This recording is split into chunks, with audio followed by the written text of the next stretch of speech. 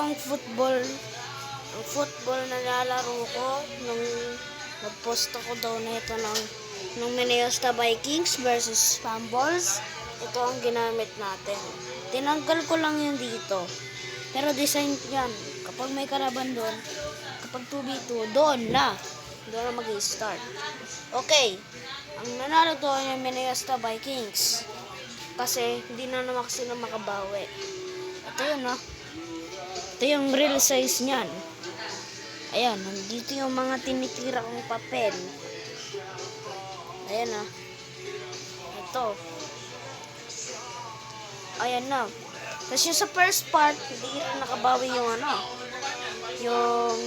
yung Minnesota, hindi nakabawi yung Fumbles. At nanalo ang Minnesota Vikings. Kasi dahil lang sa 3-1. 3-1, Minnesota Vikings 3. Kapag Fumbles, 1 pa lang. Pero okay lang yan. Ito yung reveal natin.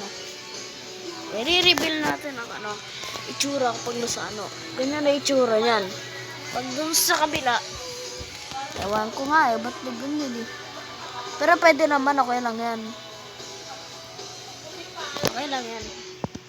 Pero ito na ang end ng video natin. Isinaw ko lang tong yung football field na ginawa ko lang dito. Pero okay lang yun. Ayan lang Ayan lang.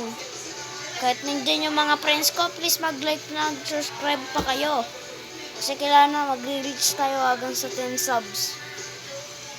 Kung kaya 30 o 29, pwede naman. Like and subscribe.